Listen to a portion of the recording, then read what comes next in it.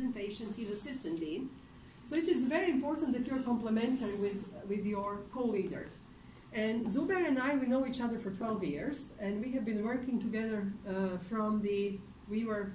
our appointment was at OB department. Zubair is epidemiologist. I am a PhD also, and I did my master's degree in epidemiology. So I'll tell you a little bit more about myself. So I graduated from medical school in Zagreb, Croatia, and the school is there 5 to 6 years. Now it is 6 years. We have 1 year of internship, very strict. And then in order to basically do your clinical work, you have to go through residency program. OB residency lasts 5 years. 5 years, okay?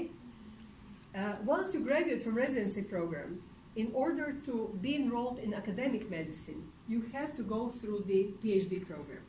You cannot become assistant professor without having PhD, which means that you have to be very knowledgeable about the basics of the research work. Okay, so the system is completely different than in United States. Okay, completely different. So immediately after I finished my medical school, I decided to join a master's degree program to obtain the knowledge related to the basics research, which was related to epidemiology. Because epidemiology is very, very important. And I was particularly interested in clinical epidemiology. So I completed my master's thesis on clinical epidemiology of congenital anomalies, fetal anomalies. After this, I was at that time 26-year-old. I had a very small 1-year-old son. Then I actually decided to start working on my PhD. And after I did my PhD, so I was 28 when I did my PhD, I was working as research assistant in a very prominent ultrasound institute, which was World Health Organization Collaborating Center in Zagreb, Croatia. I actually completed my PhD in reproductive endocrinology, and then I became resident. So everything was upside down. I was PhD before I engaged in residency. But I was doing, and I had a basic knowledge of ultrasound because I did also postgraduate course on ultrasound. Okay? So after I graduated from residency program, I had my PhD, but I was not able to become assistant professor immediately, of course. Because here, once you have faculty position, you're immediately assistant professor. So when I compare actually my experience after residency program and the experience of my faculty, whom I took develop, they have no clue about research because they are only dedicated to doing clinical work, correct? And of course, in teaching, but also in doing research, you need to mature. You need to understand the basics of the research, correct, in order to be successful. So I also start to understand how I have to really work hard with them to actually really get them through a Schnell course, a really kind of accelerated course to do the research, because they don't have basic knowledge, okay? They're clinicians, majority of them. So after I graduated from residency program, I started to realize that I would like to do fellowship. So I did reproductive endocrinology fellowship, 3 years, okay? So that's actually all my education, okay? So when I came to this country, the reason why I came to this country, I was basically, Dr. Ho, he was recruiting me. I had more than 150 papers, correct, published, and some books and whatever. So I also went through all the USMLE exams. Can you imagine? I will not tell you what was my age, but I came to this country as nearly close to full professor in Europe, which is very strict because in Europe you have only 5 full professors in one town of 1 million people, and you cannot become full professor if somebody doesn't die, okay? So then I came here, Dr. Ho said, oh, she has enough papers. She has papers like the entire OB department, okay? That's what you're told. And you should be full professor, of course. But you have to understand that I could not touch patient here without going through the USMLE exams. So in 1 year, after I decided to move to the United States, I had to do all the exams as I was the graduate from medical school. So I did USMLE step 1, step 2, step 3, and that's it, correct? But step 4 actually, which is skills exam, okay? So I did everything in order to be able to function here as a clinician. And you may ask me, how did you feel? You know, now retrospectively, I have to tell you that for the first time, I started to understand complexity of human body in the best possible way, because I was practicing medicine, and for some time, for 20 years, and I started to realize, you know, that really it's a magic, you know, and I started to understand the educational process much better. I started to understand what is the value of being experienced in Europe, but also in the United States, and how actually the systems are very different but complementary, and also what are the advantages of each system. I started to understand actually how I can better serve my students and my residents. So when I came then, they told me, you know, it's okay, you are expert in ultrasound, but maybe you should join medical education department because we are creating a new and very creative clinical simulation and clinical presentation-based curriculum. So I thought, you know, now I have better understanding because I went through all the exams and I'm very close to my students. I exactly know what they need, what are the objectives for step 1, for step 2, for step 3, for CS. So I thought that it may be a very, very smart idea because I was very close to all those exams, correct? But being also on the professor side, but also on the student side. Because I was very equal to them, correct? But I had a little bit more knowledge and 20 years experience, so I was doing better than they did, correct? So that was something that was a kind of a smart idea. So I created a curriculum on reproductive medicine for first 2 years, but also then after I did it, I realized what I will do. I will repeat it all the time, the same things that I created, and listen myself how great I'm teaching my students. I would like to move and see how it is working in the clerkship. So then I went back to the clinical side, and I was working side by side with my students, and I realized what are the good sides and what are the bad sides of our curriculum. So what needs to be tweaked, improved, but also I saw the faculty problems, you know, because clinical faculty dealing with students, with increasing number of students, increasing number of residents, stretched very thin. You know, we need to actually to provide something much better. We have to develop them to be more efficient teachers and to know how to develop curriculum not only for students, but also for residents, because residents are those who are teaching and engaging with students.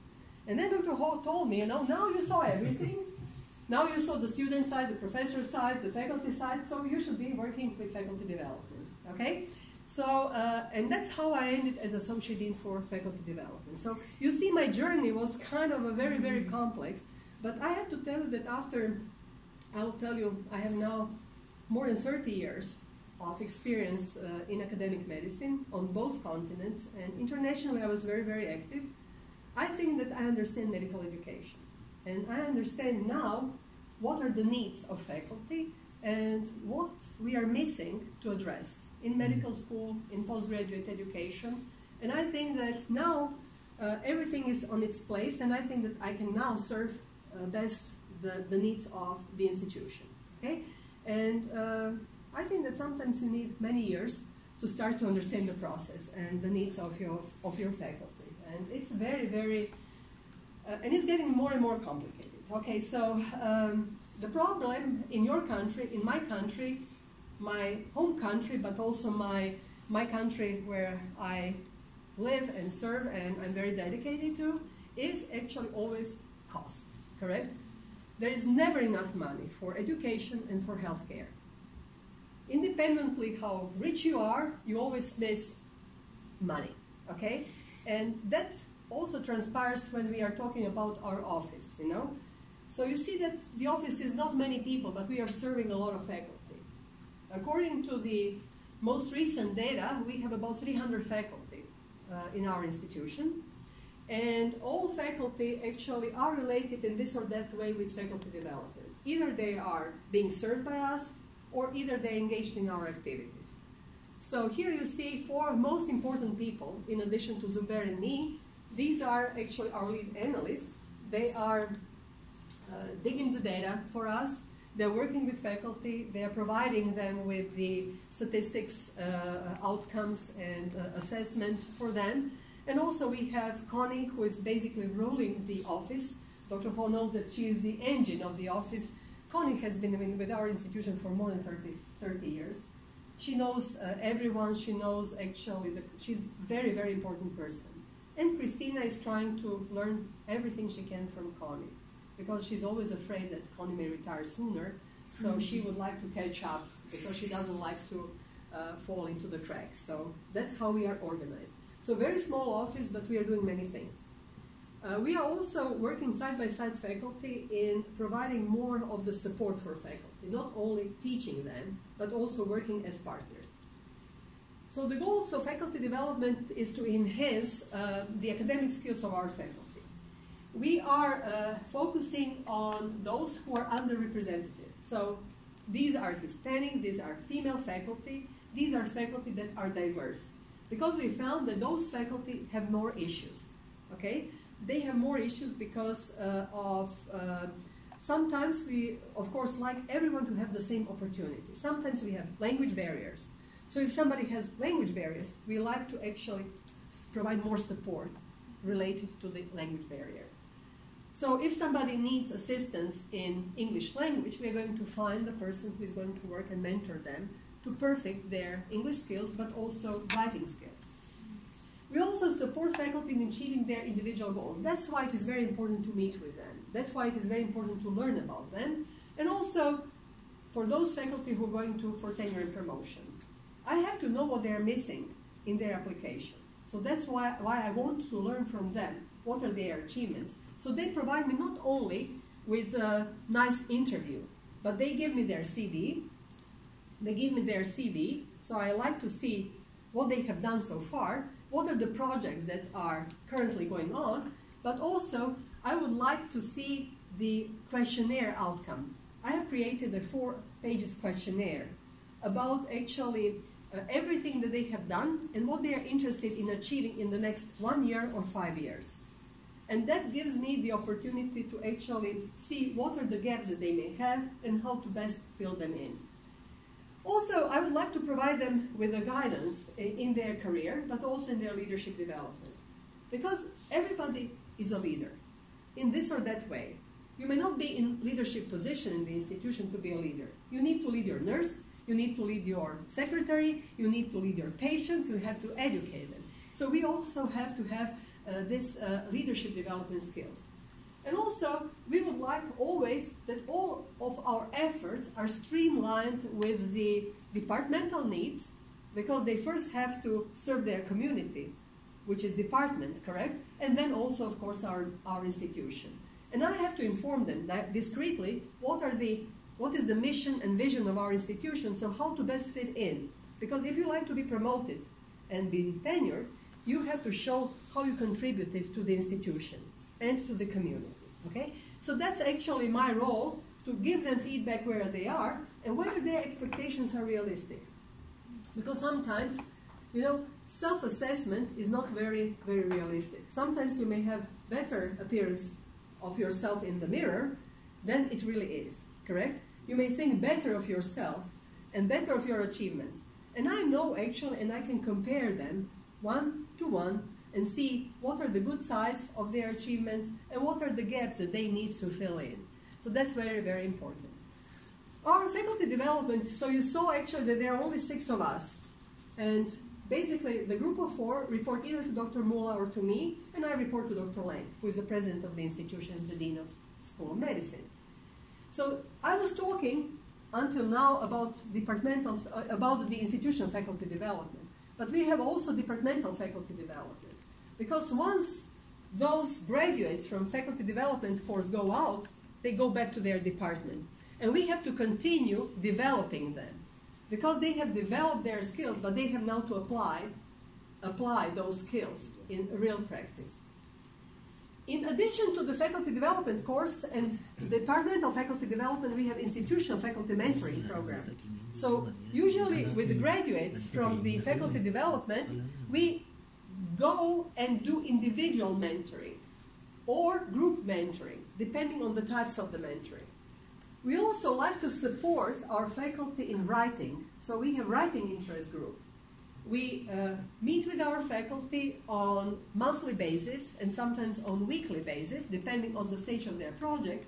And side by side, we work with them. We work with statisticians. We review their papers and we give them feedback. And this is so-called writing interest group. We also work closely with Dr. De La Rosa. That's the reason why I was a little bit late, because we work on community faculty development.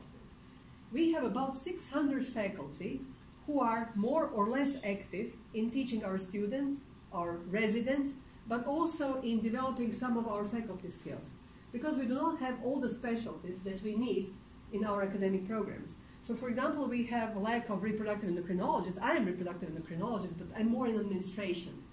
And we have reproductive endocrinologist who is working in private practice, and he's providing service, he's educating our residents, but also our students in this very, very specific field.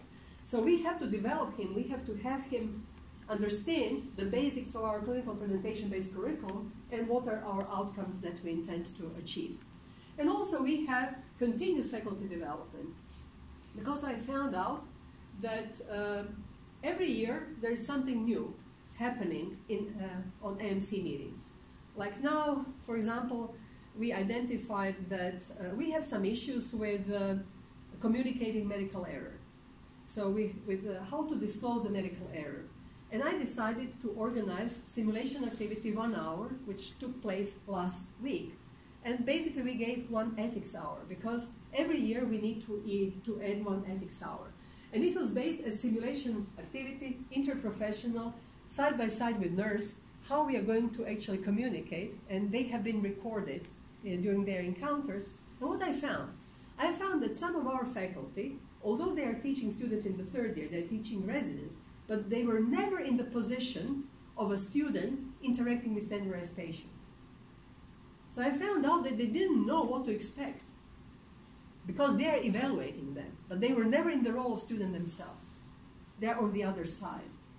And it was very interesting when we were reviewing their recordings, actually to see how unnatural they behaved. Completely different than when they were in the clinic. So we decided to do more of those exercises because we think that they are very, very useful. And can you imagine our community faculty, for example? I was just talking to Dr. De La Rosa. They have no clue what we are doing with standardized patients. Many of them have graduated 20, 30 years before, when standardized patients didn't exist. So I would like to really get them to our campus and develop them, so they better understand who are their students when they come to their practice. Okay? So that's my role, to identify the gaps in the knowledge of the community, of our faculty, and really to make the changes. So this Need to Know series is very dynamic. Every year, quarterly, we provide 1 topic. And we invite usually our faculty. I know who is my faculty in faculty development. For example, this disclosure medical error was done by Dr. Gajendran. He's internal medicine from Trans Mountain. And he was my faculty development participant from last year in graduate. And he's a great guy. And I like that he, in his profile, he will add this as his expertise. So I'm working with him and I'm developing him in ethics hours and in medical error disclosure, in dying patient approach. So he's going to be the one who will become the expert for this area in our faculty group. Okay? And I'm also determining, for example, I have another brilliant faculty graduate from this year, who graduated from this year, and she has interest in transition from resident to faculty. She is giving this kind of a leadership courses and development before, because she was in military. So I will ask her to organize this year Need to Know, but next year we are going to have a workshop in this transition from residency or fellowship to faculty. So to better understand actually what is on your way when you actually graduate from the residency program. So we collaborate with Dr. Mesa. So every year I have a kind of a different ideas what to do in Need to Know series. And what we are doing, each and every of our workshops is being recorded, and it is automatically becoming enduring material. And we are creating not only video recordings, but we are putting the questions that matter, that are in alignment with the expected objectives, and we are creating enduring courses, distance learning. So that's very important, because when you have an excellent speaker or an excellent session, You don't like that only 30 or 10 students or learners will benefit. You like that it becomes enduring material that can be edited, that can be tweaked, or used as a portion of it for future students. Because I think that majority of our sessions can be used as a high quality, either in its entirety or a portion of it for enduring material. And for example, next week, if you are here on 25th, we are going to have a workshop on technology-assisted learning and distance learning in faculty development course, lasting 6 hours, in collaboration with 2 experts, national experts that are flying from Lubbock. So we are going to talk about the strategy of distance learning, how to create the material, how to interact, how to do interactive sessions, how to put the material into the canvas, how to use the best side of the canvas, how actually to make sure that you receive the credit hour for teaching on distance learning. So it will be a 6-hour distance learning workshop for our faculty. And we are also going to invite faculty who are doing distance learning to discuss actually what are the problems, what is the problem that is experienced by the learners and also by the faculty, because we like our faculty to that the teaching that they do online counts when they are being evaluated for promotion and tenure. So you see that everything comes nicely together, because you have to actually always try to support your faculty in their needs. But in order to be promoted, all this enduring material has to be what? Peer-reviewed. Correct? So that's how we help in the Office of Faculty Development. We actually help them to create the material, but also we help them and assist them to find the peer reviewer who is going to tell, yes, you need to add this in order to qualify for high quality material. But what is important is after you do it, you also help them to publish it.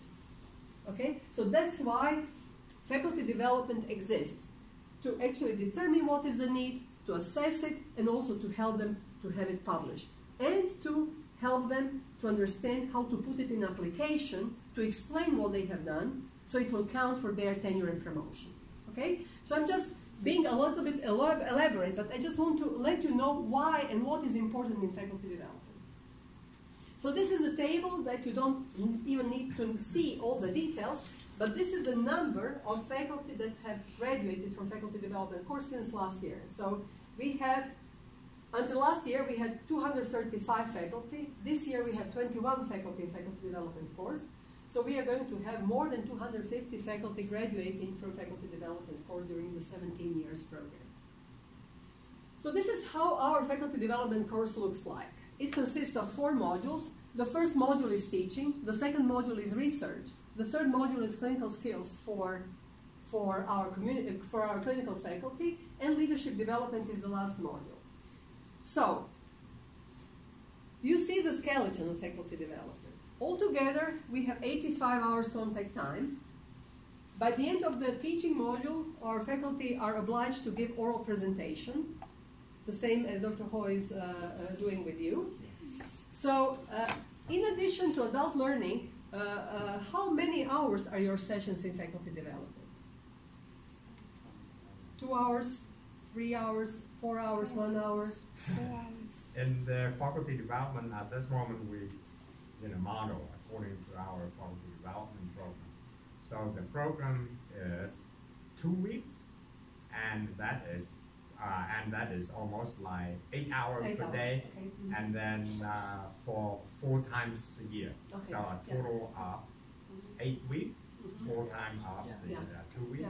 So it's much better because he can have a control over you this way. You're there, and in our case, clinicians are working. Okay, so I'm trying to really customize it. So what I said, you determine at the time of my visit. That's why they have questionnaire. You determine what do you like to achieve. So in teaching module, everybody has to achieve 20 hours contact time. Okay, and they have to tell me what they're interested in. So every year also, in addition to the standard skeleton that we developed, we provide 3 workshops. And in these workshops, we provide minimum 20 hours contact time. So somebody who is very experienced and mature teacher can always benefit from these workshops, which are completely new. So every day, every week, every year they are different. Okay? Never repeat it. And that's very important because this is an excellent platform for me. So I identify, first of all, what are the topics of need. And first, they didn't know what to do at the time of those workshops. And these are the workshops that last 4 hours. But also I invite faculty who are graduates from the previous courses to practice and also to give, and they're very, very motivated. So we have had this year, we had one GME conference with the program, with the GME Associate Dean. So he detected that the problem was actually a lot of issues when you had when you were referred by the learner that something is not working well in your program. So they have to go through audit. So audit process.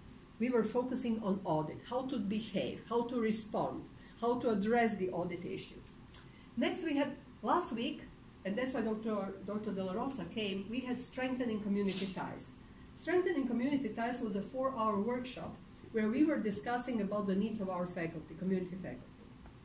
The problem is that we are relying on community faculty. And we know now that, for example, we have to recruit 25 more for internal medicine clerkship. You know, we need to recruit more faculty. So every month, basically, we have a new challenge. And we rely a lot on community faculty. But also we have to organize them. Because 600 community faculty, we have to have a very clear idea what are their strengths, what are their disciplines, how many times a month they can participate in teaching sessions, because our students and residents rotate through them. So this was a very interesting workshop. Next week we are going to have best practices of online learning.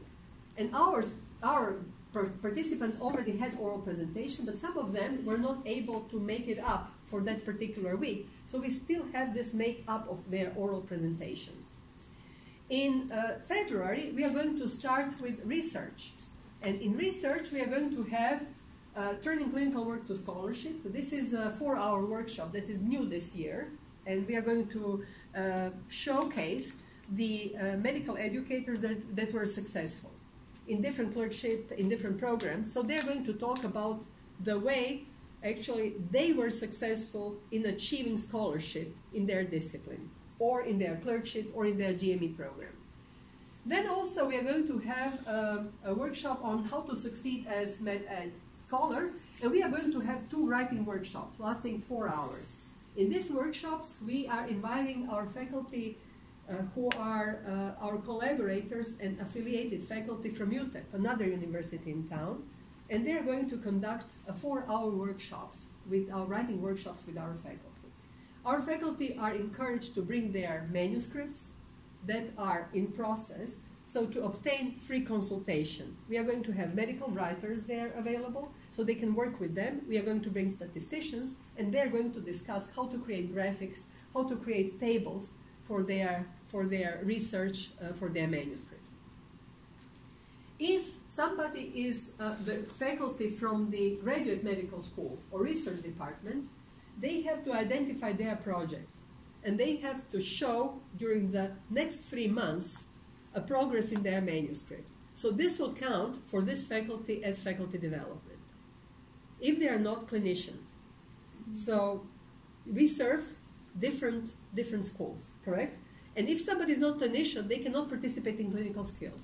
I do not force someone to participate in clinical skills and simulation if they are not clinicians, correct?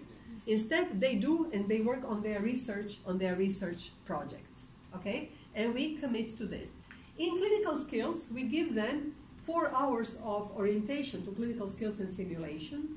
I teach them what are the basic principles of creation of the objective for clinical skills course for clinical simulation.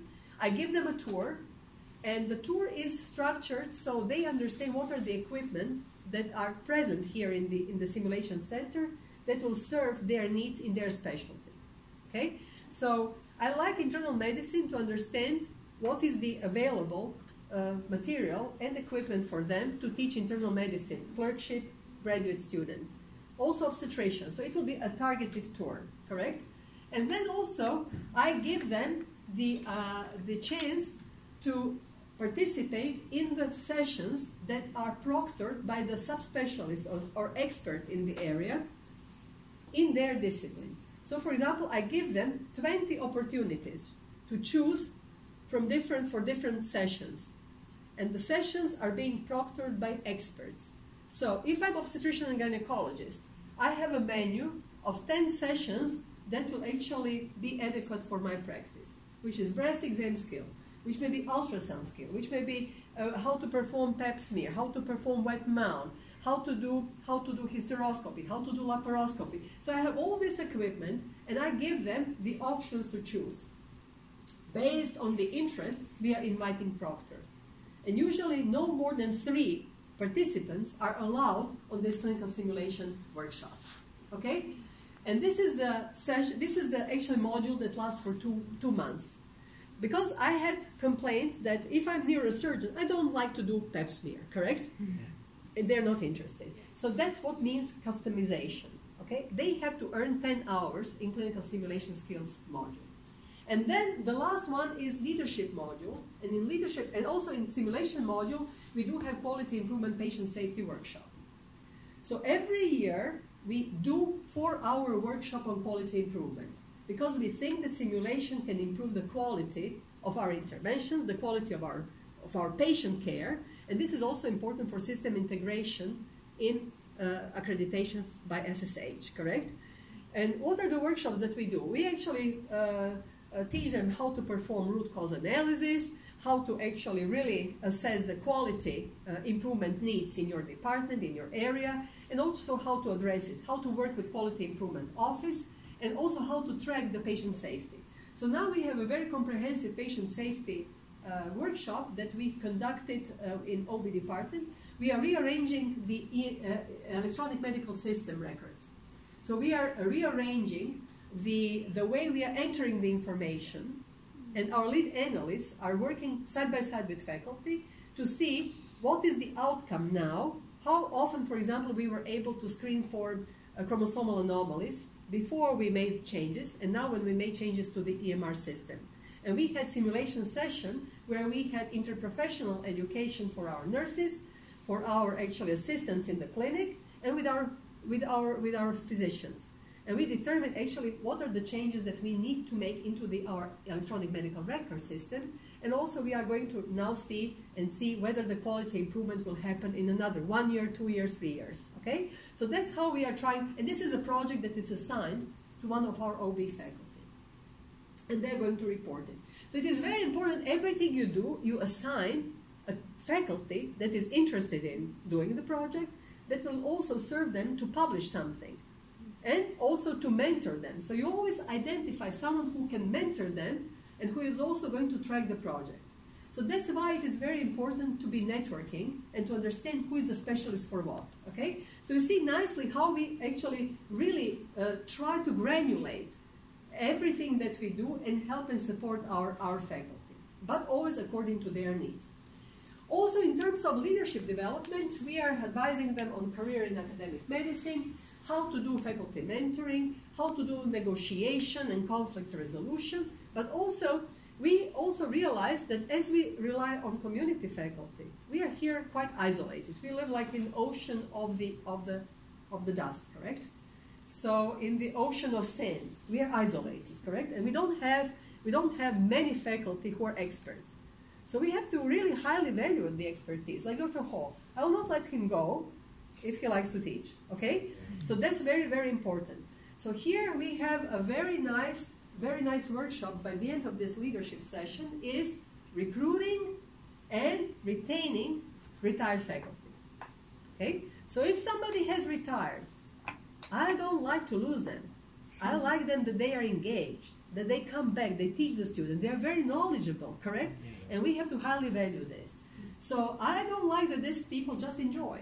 I like them to teach, okay? So that's why we are going to invite all the experts who have retired from Texas Tech and to learn actually what they are doing right now, correct? We have one of our former associate deans who is now in Las Cruces, and he has a consulting company, firm, where he's consulting about accreditation.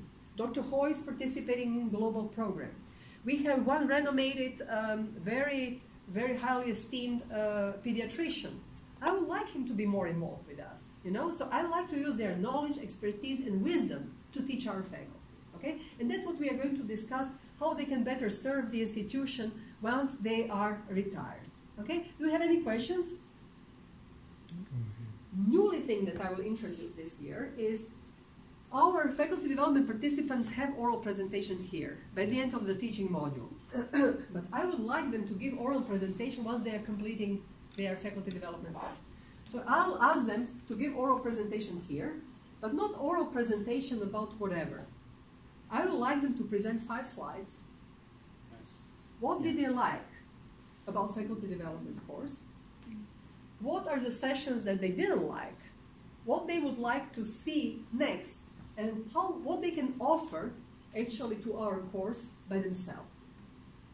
So I would like to hear their needs assessment, but also I would like to see their feedback, what they would like to change, what they were satisfied with, what they didn't like, what they liked especially to hear more, and how they can contribute.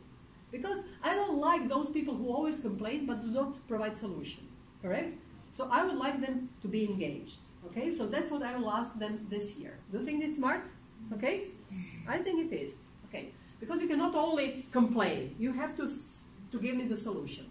So here you see our schedule. It's very busy, but you see that we have adult learning, bedside teaching, 4 hours, we have feedback, we have this GNE conference, we have library workshops, twice for 4 hours, because we have excellent librarians.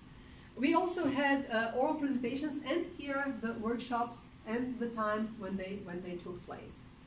And also here is the research module, the number of contact hours that we are providing, quality improvement, clinical simulation, and here you see the graduation. They will all be very happy by the end of May because they will graduate. Okay. How to get into the course?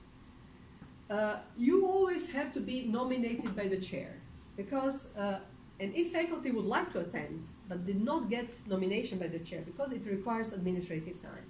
So I cannot actually tell you if you will attend, but somebody will cover for you in the clinic, and the RVU will get down for the department. It has to be in agreement with the chair. If somebody has interest but cannot communicate with chair, then I step in and I say, this person is really interested. We are asking for time, okay? And then they are being engaged in this course. Newly introduced activities. We are doing 3 new things. First thing is mid-career faculty development. I recognize that faculty, junior faculty like you, who will be graduating from faculty development course, are full of knowledge, but they do not know how to apply it, okay? So then they go back to the department faculty development, but there are only basically 2 of us, Dr. Mulla and I. So we need to have partners in the departments. Stronger are the departments, stronger are we, because we have better mentoring program. Mentoring program is always best if it is discipline specific, okay? I can teach you certain skills, but if I'm close to you in practice, I'll better understand what are your needs, correct? And the problem is if you don't have all the specialty covered, the same if you don't have strategic hiring, if you don't have people who are senior mentors, you will not be successful, okay? So that's the problem. So I need to develop faculty who graduated from the course. I don't like them to stay too long as assistant professors and not move, because they are not satisfied, okay? I like them to be productive. But if they are not productive, how I can change it? I need support from the department. I need the support from the department chair to give them administrative time, to give them resources, to educate them, to send them to the conferences that matter to them, okay? So that's what I need. I need them to buy in. Also, I need those who are becoming program directors or department chairs to be familiar with the leadership skills. Because if you have a leader who is not understanding your needs, you will have just high attrition rate in the department, because they do not know how to motivate faculty, they do not know how to actually really use the best from their faculty, but also give the best from you, okay? So you have to have reciprocity, and leadership skill is being launched this year. And also, we had leadership development organized by other companies, you know, because we paid for leadership development course. But it was too general. It was not very specific to our institution. And each and every institution has its own pain. And the only person who can understand what to do and how to achieve better outcomes and goals is the person from the institution. So we believe that our office will do much better than the company that we will hire to give us leadership development course and talk about accounting and all the things that matter. But if they are different than in our institution, it will not have the outcome that is expected and anticipated. And also, we have the faculty development for community faculty. So what is our problem? You know, we last year, if you ask me about the same data, I would be much not very satisfied. I would be dissatisfied. But this year, I'm much better. I feel much more comfortable. Because talking about only Paul Foster School of Medicine, the number of associate professors is coming close to the number and percentage recommended by AMC. So about 22% of faculty, ideally, you will have as associate faculty. About 65% will be as assistant professors, so the majority. And now we have a kind of a very expected number of associate professors. Objectives of our, and this is a result of our mid-career development course. So we actually want to have an increased scholarly productivity of our faculty, because until last year we had about 15% of associate professors. So we increased by 5%, which is partly result of what we did in faculty development. And we are very, very proud, okay? So the aim of this program is to increase clinical and scholarly productivity, and we did it by writing groups, by engaging faculty, by mentoring faculty. Build collaboration and social support across roles, disciplines, and sectors. We are doing more and more interprofessional education, interdepartmental collaborative projects, and we have detected who are potential collaborators in the group of faculty development. And also that increased the rate of promotion for associate professors and senior assistant professors, and that led to increased institutional vitality. So now we are much closer to the expectations by AMC, and we are very proud of this achievement. The development of the curriculum for this is that actually we ask what we do in faculty development, basically, self-assessment. You always start with assessing, because the worst mistake is to introduce a program or develop a curriculum without asking you what do you need, correct? So I need to reformulate my program according to your needs. Provide the structured mentoring. This is very, very important. Organize monthly seminars that are open to all faculty. So I like our faculty to come to the sessions that will matter to them. I don't like them to attend and to sleep. Okay? I like them to be engaged. I like them to come and to benefit from the sessions. Okay? I also like to have institutional specific resources, because something that may be the best material from other institutions may not fit to the needs of my institution. Okay? So everything has to be institution specific. We like to have these small seminars where we meet not as a group of 30, but I like to meet with people whom I can engage with. I like to actually really group the people according to their interest. Then I will have the expected outcome. And also, every year, the sessions are dependent on who is attending. So I don't know what will look my faculty development course next year. What will be my clinical simulation and skills module? I don't know, because everything will depend on the specialties who will be attending, okay? So that's what is very important. And also, I like to have my budget for lunch meetings, because people, when they come in the middle of the day. And I realized that my afternoon sessions, late sessions, evening sessions were not very well attended, because people have their private life, correct? They like to go home, to engage with their partners, to be with their kids, you know? And I found that the best is midday, because people have to eat, they have to take one hour off, correct? And then if I have attractive topics, and if I feed them, they will come, okay? So I like to have this lunch meeting that I'm organizing. In mid-career faculty development, what is very important is always to discuss individual professional needs and also leadership skill needs. Because, you know, we all talk about leadership, but really, you know, how to practice leadership skills and how to really teach our faculty what to do and what not to do, how to really avoid the conflict if not necessary. This is very, very important. And I like them to verbalize, to formulate an individual plan in teaching, in research, in service. I like them to tell me, you know, I really like to teach robotic surgery. Then, if I can, I will invite them first here, because robotic surgery is a different animal. You have to understand whether you have this kind of skill that will be required for robotic surgery. Why not to try in simulation first? Okay? Do the module, see whether you actually like to engage and invest your time in. And then if we see that you can do modules like this, then we will teach, we'll go and ask your department chair, and then we will ask and beg for some money, for some seed grant to send you for further improvement. What is your plan in teaching? Whether you like to teach residents or students, because different skill set is needed for different level of learners, correct? Whether you like to teach everyone, whether you are interested in research that is bench research, whether you're interested in translational research or clinical research, or you may be interested in epidemiology-based research. So I need to know what is your interest, and then I will align it with promotion criteria. We have a bunch of sessions that we are doing, and these are the titles of the sessions. But I just like you to understand how complex are those topics. So, for example, we have how to manage staff, how to do team building, how to understand the organization and navigate through organizational structure and dynamics, how to actually really do self-management and graceful self-promotion, how to really do the finance and budgeting if you are a lab director or if you are a department vice chair, how to actually maintain the momentum in your career, how to understand what you need and what you like to do. So these are all small group discussions, professional resilience, and so on and so forth. The benefits of this program was that we increased the number of associate professors, correct? According to the needs.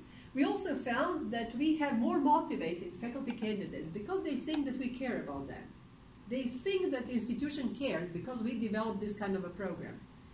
We believe that it will positively reflect on faculty retention, that we are also going to retain more minority faculty, which is also one of the criteria for successful AMC accreditation, that we are going to build and invest in institutional culture, strengthening respect of faculty but also for the institution, that we will break down silos, because when people come in small group, they naturally start to talk to each other, correct? And naturally, if I tell you, you know, I'm so interested to do and to collect samples from, for my blood bank, do you know someone? And if I'm a surgeon, I will tell, of course, I know. Let's go together to the pathology lab. I know a great guy who is there, and he is new pathology educator. Let's go and talk to him. So this is connecting faculty leaders. And this is connecting faculty, and we realize that there are more and more interprofessional programs and projects as a result of this interaction. And also, we think that if you talk about the problems, you are going to prevent the burnout. So if you talk and tell me, you know, I have a problem because I realize I signed a contract of 5 years, but I'm not going to make it because I'm so stressed out. I have no infrastructure. I don't have this and that, and I'm isolated on Trans Mountain. Can you help us? Okay? And then we start, because I'm more likely, I'm more closer to other leaders. And I can also communicate it at the leadership meeting. So that's how you can prevent the problems happening. Because people are more likely to be open to you than to talk at the general meeting, correct? So that's how we can actually increase the better institutional culture. In terms of benefits, it is very important to understand who is the faculty who has a potential. So because if I see that there is an associate professor who may be very engaged and interested, I like to invest in him or her, and I would like that he becomes senior leader, correct? Because he knows the institution, she knows the institution, they will be nice collaborators, so that's very, very important. And also, in organizational structure, it is very important to implement the changes, because if institution remains the same, it will not be successful. It is like a big ship. You always have to navigate. You always have to make the change in the direction. And very important is to understand actually how to implement those changes. And also it is very important to use creativity, to use and empower people who can do the things. And also what is important, fostering innovation. So if you see that someone is very innovative and creative, you will like that this person is actually really engaging and providing the best they can do in terms of success. So if you are innovative, I'm the one who has to not collaborate necessarily, but give you the equipment to succeed. Correct? If I know that you are creative, you will be creative and you will publish one paper, correct, with me, if I collaborate with you. But most likely this will be the end. I have to provide you the lab, I have to provide you the equipment, I have to give you money that we can achieve together, correct? And then you will be successful. You'll publish 10 papers, not only one, okay? So that's what is very important. Not only mentoring, but providing resources. And that's what is very important. We have to learn what you need in order to be successful. Senior leaders. Here we do have some problems because we have about 15% of our faculty are professors. So we need to develop associate professors to full professors, okay? So now I need to launch the senior leadership development. And also I need to actually have a strategic hiring. So when we are going to have next week our leadership retreat, I'll tell, okay guys, we have 15% of full professors. We were successful in developing our assistant professors to associate professors. Now we need to get associate professors to full professors, okay? And I need also to have strategic hiring. So I will request from Faculty Affairs Office to actually recruit more senior faculty, who are excellent mentors and who will make it happen so that before they retire, they will develop someone who will become and who will actually step in their place, okay? So this is so-called strategic hiring. I also developed a senior leadership course, and I identified the areas in the plan that actually we can make some improvements. So when I'm going to work with our leaders, I'll just ask them to identify 3 areas where they can contribute, okay? Because everyone has different strengths. Someone is in research, the other one is in clinical, the third one is in teaching. Also, I would like to see what are the strategic priorities of El Paso campus. Whether we like to be more related to community or not, I have to learn actually how we are maybe changing our priorities, because now we are at a different level. The strategic priorities have to change every 5 years. And also, I would like to have everything arranged to this mission and vision and priorities. And I would like to actually really have our leaders to enhance their written and verbal skills. I like them to be candid. I like them to be nice. I like them to be cultivated. I like them to really use the best they can when they are communicating among themselves, but also with faculty. And also, I like them actually to really perform financial analysis, to know how they're doing. Because we also have to reshape our budget, because the budget is being cut. So we have to know how we can achieve the same goals with the restrictions in the budget. So that's actually the goal. What I have done, I was using our standardized patients in video recording. So I video recorded 10 vignettes that are very relevant for our faculty, senior faculty leadership development.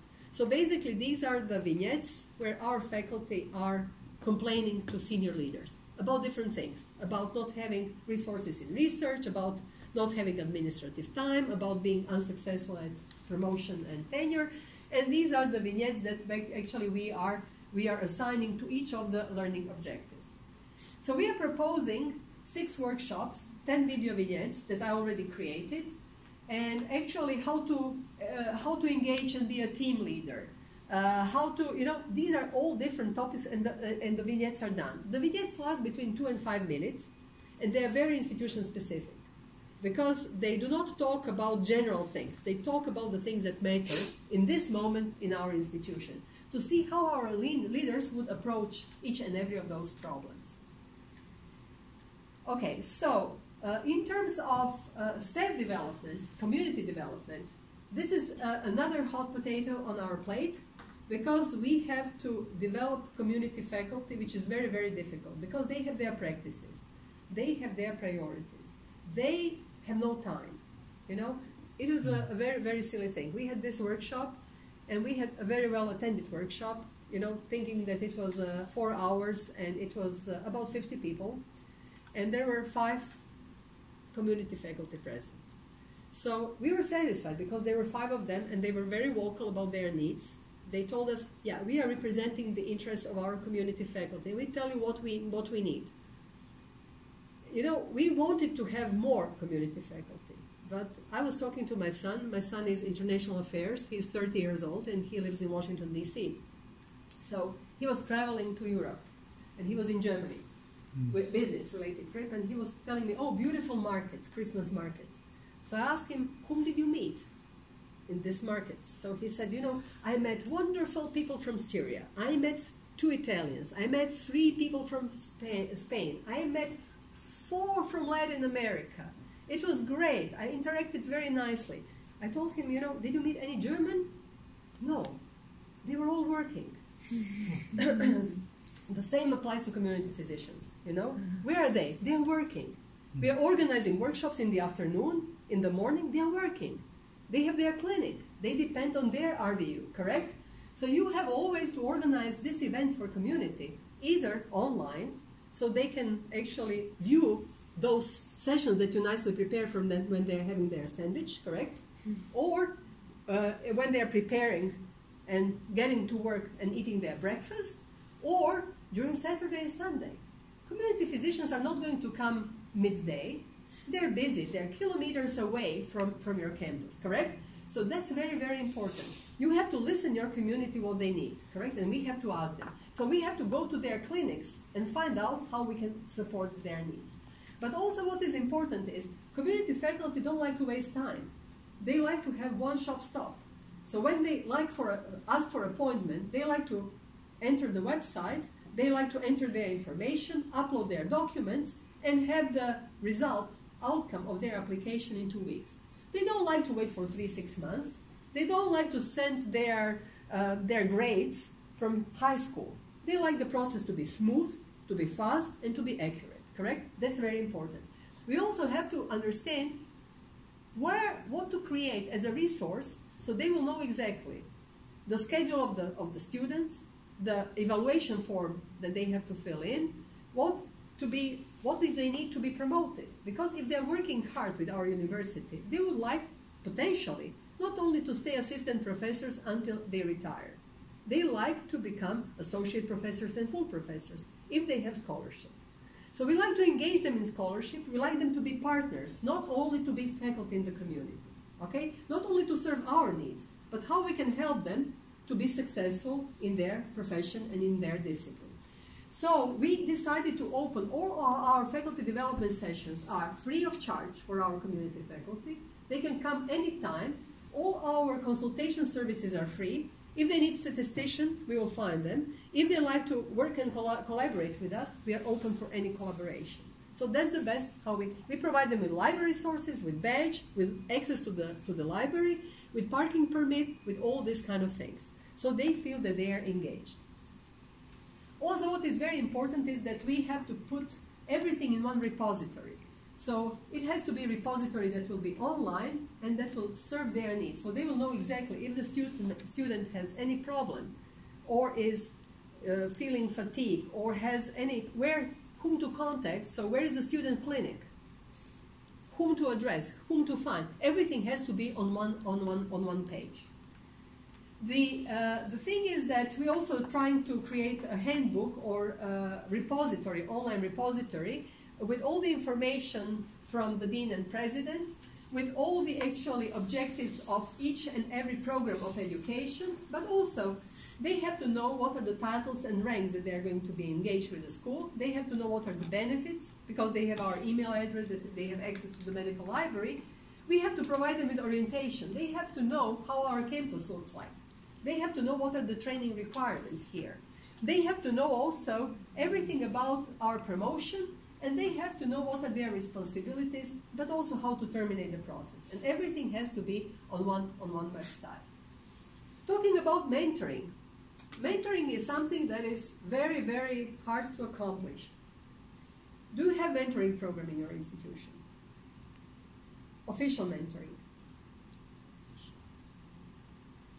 So when you actually match someone with you for 1 year and see whether you are going to assess whether you are going to achieve better outcome. Do you have mentoring? No? No. No. This is something that you have to do. Okay.